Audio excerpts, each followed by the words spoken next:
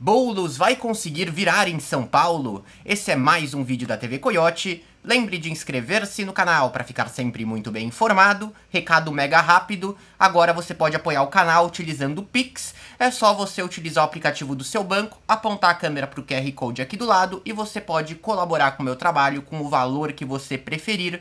Todo início de mês eu posto um feedback de tudo que é arrecadado na aba comunidade do canal. Bom, gente, é o seguinte, hoje é terça-feira, dia 24 de novembro de 2020, e neste final de semana temos o segundo turno das eleições municipais. Nessa terça foi divulgada uma pesquisa Datafolha para as eleições de São Paulo.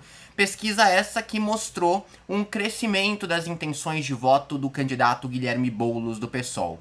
Nesse vídeo eu vou analisar essas pesquisas com vocês e vou me aprofundar em todas as perguntas, não somente na pergunta principal sobre em quem você vai votar. A gente vai falar sobre o perfil de quem vai votar em cada candidato e sobre quais são as alternativas que o Boulos tem para conseguir virar na campanha e quais alternativas que o Covas tem para se garantir como prefeito reeleito de São Paulo. Vocês estão vendo aí na tela, né, o resultado dessa pesquisa Datafolha. Primeiramente, o resultado em votos válidos. O Covas tinha 58 entre o dia 17 e 18. Na pergunta feita nesse dia 23, ele caiu para 55. Perdeu 3 pontos percentuais de votos válidos. Esses 3 pontos foram para o Boulos, que foi de 42 para 45. Bom, só que essa é a pesquisa que não inclui o branco, nulo, não sabe ou não respondeu. Quando a gente vai para a pesquisa com todos esses votos, uma coisa fica muito clara. O Covas não perdeu nada. O Covas estava com 48 no dia 17 e 18 e permanece com 48 no dia 23. O Boulos sim, o Boulos cresceu 5 pontos percentuais nessa pesquisa. Só que esses 5 pontos são votos de pessoas que não sabiam em quem votar ou que pretendiam votar nulo. Vocês podem ver, branco e nulo era 13, agora é 9, né? Caiu 4 pontos, os 4 foram para o Boulos. Não sabem era 4 e agora são 3, caiu 1 ponto. Esse ponto completa os 5 que o Guilherme Boulos do PSOL ganhou. Essa é certamente a principal constatação que a gente pode fazer desse resultado do Datafolha. O crescimento do Boulos não se dá de votos que ele roubou do candidato Bruno Covas. Certo, gente? Vamos entender então onde exatamente o Guilherme Boulos cresceu.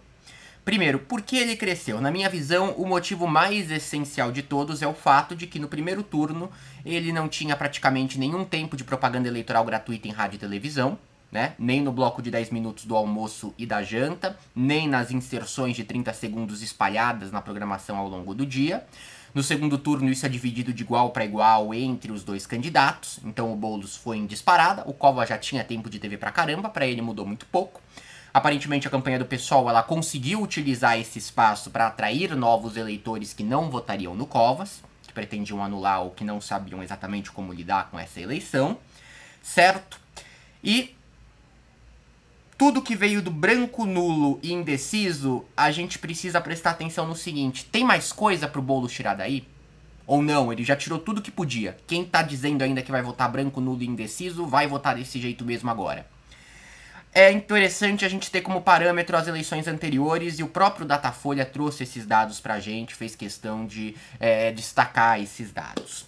Na campanha para a Prefeitura de São Paulo no ano de 2000, a soma de brancos, nulos, não sabe, não respondeu no final do pleito de segundo turno, na urna mesmo, não em pesquisa, era de 8%. Em 2004, quando quem disputou foi Marta e Serra, essa soma era só de 5%. Montante mais baixo em muito tempo. Ridículo 5%. Em 2008, entre Marta e Kassab, era de 9%. Sobe em 2012, entre Haddad e Serra, para 12%. Neste momento, a soma de brancos e nulos e indecisos dá 12%. O mesmo valor de 2012, porém um valor mais alto que nas campanhas anteriores.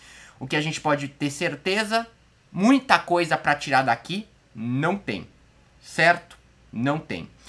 O Datafolha também pergunta sobre a certeza que as pessoas têm do voto. Entre quem está indeciso ou vai votar branco e nulo, 21% dessas pessoas, né, o que equivale a 2% dos votos gerais, dizem que ainda podem mudar de voto. Então o Boulos no máximo pega 2% a mais. cresce mais 2%, vai para 42%. Né? E isso contando que o Covas pode continuar mantendo seus 48%. Ficar longe de uma vitória. A gente já está na última semana de campanha. Então o que fica claro é, havendo ou não havendo votos para retirar desse grupo, mesmo se tirar, não é suficiente para o Guilherme Boulos ter um resultado melhor. Bom, esse crescimento que o Boulos apresentou que vem desse grupo, ele vem inclusive de esferas específicas da sociedade, né, de estratos específicos. Em idade, por exemplo, a diferença entre os dois candidatos é muito clara. Os mais jovens votam Boulos, os mais velhos votam Covas. No grupo de 16 a 24 anos, o Boulos tinha 46 e foi para 57. É um crescimento bastante considerável, ele já estava muito bem. O Covas já estava atrás com 31 e agora está com 30. Não apresentou alta. Entre o grupo que tem de 25 a 34 anos, o Boulos foi de 44 para 49. Já estava bem. Não estava ótimo, mas estava bem. O Covas tinha 38 e foi para 39. Está com 10 pontos a menos que o Boulos nesse grupo. Certo? Entre quem tem 35 e 44 anos, o Boulos cresceu 7 pontos de 35 para 42, o Covas está em 46. A gente tem agora um empate técnico entre os dois nesse grupo. Uma conquista muito importante, talvez um dos pontos centrais para o Boulos prestar atenção, a gente vai se aprofundar nisso. Aí entre os mais velhos, 45 a 59 anos, o Boulos passou de 33 para 36%, mas o Covas está lá na frente com 49. Tinha 50, foi para 49, uma variação aí dentro da margem. Quem tem mais de 60 anos é Covas total, né? O Boulos tinha 23 e foi para 24, não conseguiu crescer, e o Covas manteve a preferência de 2/3 do eleitorado com essa idade, com 65 pontos percentuais. Certo, gente? É o seguinte, então. O Boulos conseguiu crescer no grupo que ele já ia bem, e o Covas conseguiu manter nos grupos que ele ia bem de idade. Quando a gente entra na questão da renda, muita gente tem a ilusão de que a campanha do PSOL não conseguiu cooptar os votos da periferia, de que aquele mapa todo azul que mostra o Covas ganhando em todos os distritos sinalizavam uma força do Boulos mais restrita a bairros mais nobres e nem sequer forte o suficiente para levar ele até uma vitória nesses bairros. Sendo que todas as candidaturas mais à esquerda que já ganharam em São Paulo conseguiram levando os bairros da periferia. Foi o caso de Haddad, foi o caso de Marta, foi o caso de Erundina no final dos anos 80. Isso é uma ilusão. Vocês estão vendo na tela, e eu vou deixar a fonte que eu peguei do Twitter aqui no canto. Quando você soma os votos Boulos e Gilmar Tato, você vê que há uma vitória frente ao Covas nos bairros periféricos. Tá? Esse mapa não demonstra isso, mas mesmo se somando do lado do Covas votos, por exemplo, do Arthur Duval, isso não muda na periferia. Tudo bem? E entrando nesta linha, é muito importante a gente prestar atenção que isso se reflete nas pesquisas. Teve uma migração dos votos do Tato para o Boulos. Isso faz com que ele consiga uma força boa em todos os estratos de renda, inclusive e especialmente entre os mais pobres. Ó, esses são os dados por renda. O Boulos, entre os que ganham até 5 salários mínimos, ele conseguiu ter empate técnico com o Covas, tá? O Covas tem 53 e ele 47, caminho de alta aí. Né? O Covas, por outro lado, entre as pessoas de renda maior, que ganham mais de 10 salários mínimos, tá com 56 contra 44 do Boulos. Tudo bem? Aliás, entre os que ganham acima de 5 salários mínimos. Entre os que ganham mais de 10 salários mínimos, o Covas ganha de 62 a 38. Ele humilha o Boulos. Então, provavelmente, o mapa eleitoral que a gente vai ver no domingo, independente do resultado, vai ser a parte central da cidade, a parte nobre em azul, e a parte periférica em roxo, né? A cor que é usada pela campanha do Boulos, tá? Que se equivaleria ao vermelho da esquerda em eleições passadas. Então, neste sentido, não há um problema forte para a campanha como muita gente achou que teria. Isso foi solucionado com a migração de votos do Gilmar Tato, não só dele. E é nisso que a gente vai entrar agora. De que forma os votos caminharam de um lado para o outro de quem votou no primeiro turno num candidato que não foi para o segundo turno? Aqui o Datafolha complicou bastante a minha vida, porque você não teve uma divulgação da tabela completa, né? Eu tive que ficar garimpando nas reportagens da Folha os dados, então alguns eu não consegui completos. Entre os eleitores do Russomano, 72% dizem que vão votar em Covas e 19% em Boulos, tá legal? Entre os eleitores do Gilmar Tato, 79% dizem que vão votar em Boulos e 16% em Covas. Márcio França, 45% dizem que vão votar no Covas e 41% dizem que vão votar no Boulos. Então, migração de Tato para Boulos, Márcio França divide de igual para igual, Russomano migra quase tudo para o Covas, inclusive com o apoio formal do Covas. O Arthur Duval eu consegui só saber o que vai para Covas, não consegui o dado do que vai para Boulos. 81% vai para Covas, quase tudo. Boulos deve ter aí 10%, o resto vai anular, se bobear menos de 10%, tá legal? Até porque o Arthur Duval já disse, já fez mais declarações contra o Boulos do que contra o Covas. Então, vai para Bruno Covas, fortalece ele principalmente nos bairros mais nobres da cidade de São Paulo. Bom, tendo todos esses dados em mente, essa noção de que Boulos cresceu em grupos que já ia bem, que na questão de renda o negócio tá um pouco pau a pau e que provavelmente vai ter uma vitória da esquerda na periferia, como a gente está habituado a observar, que a campanha do Covas não conseguiu engajar lá de verdade, que juntando os votos do Tato a campanha do Boulos conseguiu isso e também parte dos votos do Márcio França. Levando tudo isso em consideração, outros fatores nos quais nós precisamos nos atentar. Primeiro, a importância e o peso dos padrinhos políticos. Isso é essencial para os dois candidatos traçarem as estratégias para essa última semana de campanha eleitoral. Isso foi perguntado também pelo Instituto Datafolha. Certo? Na primeira tabela aqui vocês estão vendo a pergunta: o apoio do governador João Dória a um candidato a prefeito nas eleições desse ano? Responderam que levaria você a escolher este candidato com certeza, 13%. Se o Dória apoiar, eu voto, 13%. Talvez faça você votar neste candidato, 20%. Você não votaria de jeito nenhum em um candidato apoiado por ele, 61%. Uma mega rejeição do Dória que apoia o Bruno Covas. Certo? Outras respostas, 5%, não sabem, 2%. Quando a gente vê como esses números caminharam, por um lado, ficou meio parecido, porque levaria a escolher com certeza foi de 8 para 13, mas ao mesmo tempo não votaria de jeito nenhum, cresceu também de 59 para 61 e ainda é muito grande. Isso explica, óbvio, a estratégia do Covas de não colocar o Dória na sua campanha eleitoral. Na outra ponta, pegando o figurão político principal do país que apoia o Boulos, né, o ex-presidente Lula, quando se questiona sobre votar em um candidato apoiado pelo Lula, sem citar o nome do Boulos, levaria a escolher este candidato com certeza, 25%.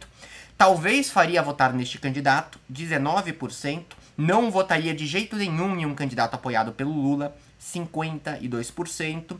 Outras respostas, 4%. Nesse sentido, melhorou um pouco para o candidato apoiado por Lula, no caso seria o Boulos. Por quê? Melhorou um pouco porque caiu quem não votaria de jeito nenhum, de 57 para 52, e ao mesmo tempo subiu o que levaria com certeza a escolher este candidato, né? Indo de 20 para 25. E aqui é um ponto muito importante, né? Covas está com a eleição ganha até que Boulos vire. Ficou sempre assim quando a gente tem uma diferença razoável entre os dois candidatos. Então Covas está ganho até que Boulos vire, se virar. Boulos para virar, o que na minha visão ele precisaria fazer nesse sentido? Precisaria reforçar a ligação de Covas com Dória. Já está fazendo isso.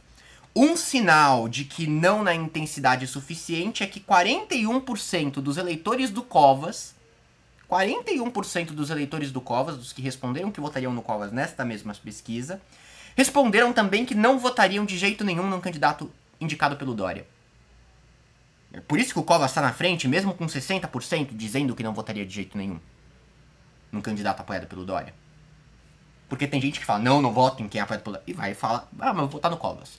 Tá, isso pode se dar por dois motivos. Ou porque essa ligação não ficou clara o suficiente para essa pessoa, ou então porque, apesar disso, ela ainda acha melhor que o Boulos. Eu acho que muita coisa ainda está no fator número 1. Então a estratégia do Boulos essencial seria reforçar esta ligação entre as duas pessoas. Do outro lado, entre os que pretendem votar no Guilherme Boulos, certo? 42% responderam que votariam com certeza num candidato apoiado pelo Lula. Então é o voto lulista indo pro Boulos. 30% dos que votam no Boulos dizem que talvez apoiassem no candidato votado pelo Lula. E 23% que jamais votariam no candidato apoiado pelo Lula. Um sinal interessante aqui é, Boulos já tem boa parte dos votos dos petistas que dizem que votariam certamente em alguém apoiado pelo Lula. Ele já conseguiu o voto deste pessoal, desses petistas. Já conseguiu. Certo? E ele tem um risco muito grande. Ele tem o risco de perder votos destes 23% que votarão nele, mas dizem que jamais votariam num candidato apoiado pelo Lula. É o ponto mais delicado para o Guilherme Boulos do PSOL, o risco que ele tem. Se eu fosse o Covas, eu forçaria essa ligação entre o Guilherme Boulos e o Lula. Certo, pessoal? Mas aí a gente tem que ter muito cuidado, e o melhor sensor que a gente pode ter para isso são os próprios candidatos e a forma como eles vêm fazendo a campanha deles. O Covas não vem forçando tanto para ligar Boulos a Lula. Ele fala, chama o Boulos de extremista, mas não fala o candidato do Lula. Ele poderia apelar para isso. Aliás, aqui está demonstrado que o eleitorado dele, o petista, não é. Certo? Então não é por medo de perder esse eleitorado. Talvez o medo seja fortalecer o Boulos. Por quê? O Boulos precisa ainda crescer um pouco em baixa renda. E o Lula pode ser um caminho para isso. Entre as migrações de votos, ok, o Boulos pegou 79% do Gilmar Tato. Mas não pegou 100%. Pô, poderia chegar a 95%. Como o Gilmar teve 10%, isso equivaleria aí a 1,5% do eleitorado total. Se Boulos quer virar, ele tem que se preocupar com cada um desses pedacinhos. Então talvez ligar Boulos a Lula fosse improdutivo na visão da campanha do Covas. Isso me faz deixar em dúvida, certo?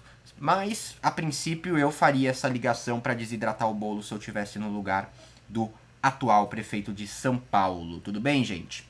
Aí um outro ponto muito interessante, até como diagnóstico do que aconteceu no primeiro turno e também para a estratégia do Boulos, é o apoio do presidente Jair Bolsonaro a um candidato a prefeito nas eleições desse ano levaria você a escolher este candidato com certeza. Só 11%.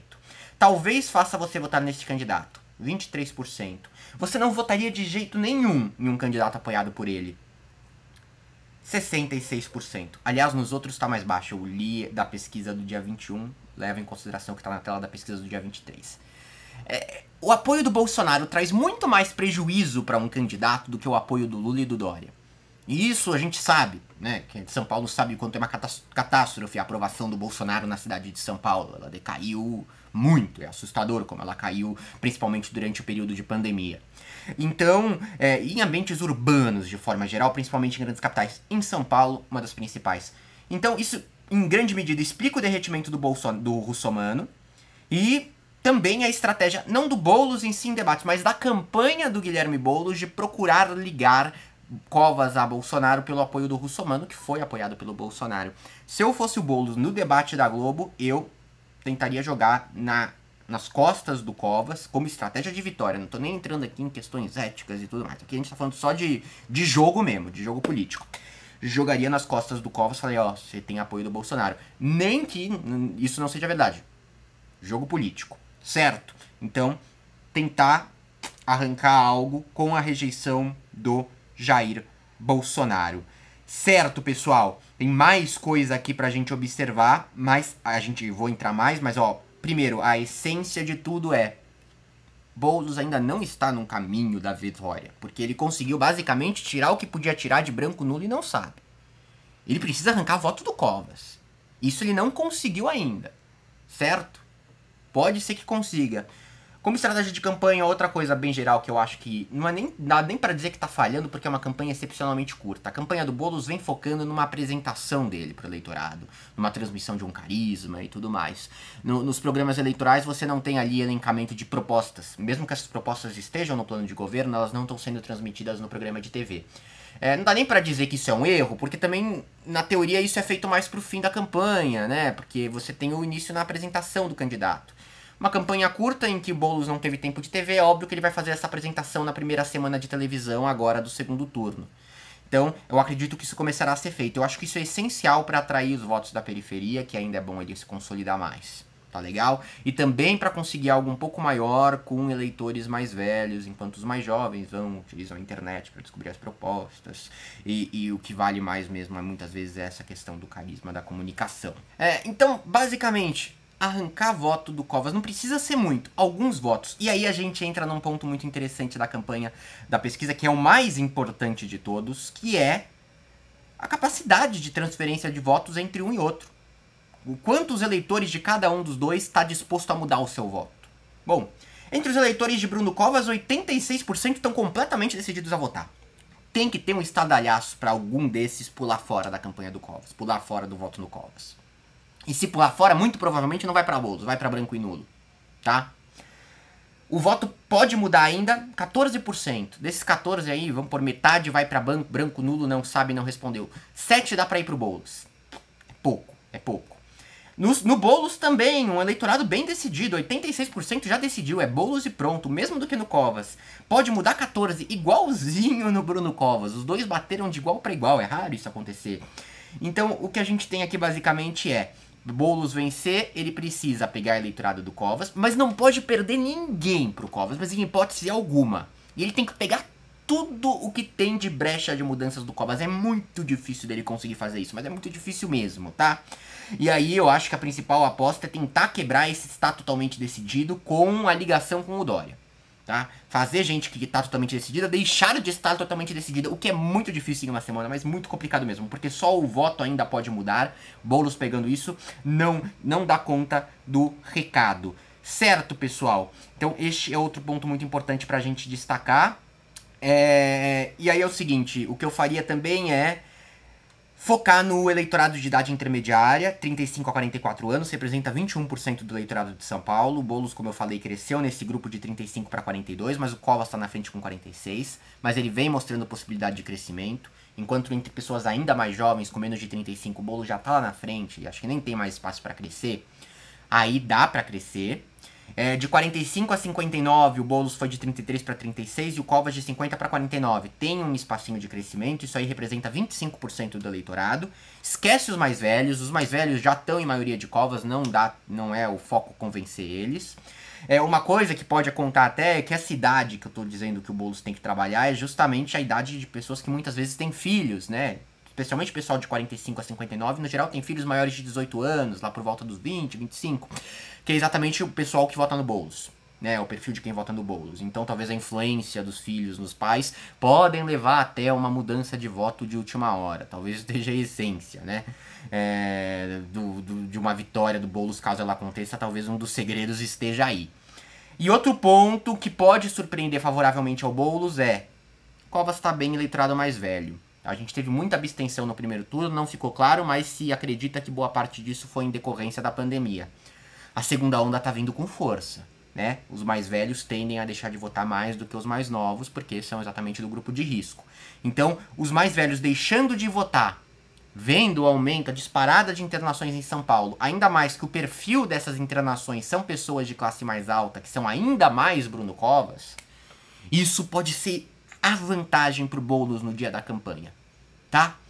Esse fator e a influência dos jovens dentro da própria família são os dois fatores que não me fazem ver como impossível uma vitória do Boulos, porque levando em consideração só o resto, ela se demonstra impossível. 14% dos eleitores do Covas só estão dispostos a mudar de voto. Metade deles, para branco, nulo, não sabem, não respondeu. O Boulos já pegou tudo. Branco, nulo, não sabem e não respondeu. Certo, gente? O que eu avalio é muito difícil, mas já deixou de ser impossível uma virada do Guilherme Boulos nessa campanha de segundo turno em São Paulo. Dê sua opinião, eu vou deixar o link da pesquisa da Datafolha completa aqui embaixo, com as tabelas de como foi feita a amostra e tudo mais. Um dado ou outro que eu trouxe aqui não está no arquivo da pesquisa, no geral o Datafolha sobe esses arquivos pingados, é o inferno. E aí você tem que ficar garimpei em reportagem. Se alguma coisa não ficou clara, dá um toque aqui. E eu vou falar de Recife, vou falar do Rio de Janeiro, vou falar de Belém, Manaus, tem outras campanhas aí pra focar. Abraço, gente. E Porto Alegre.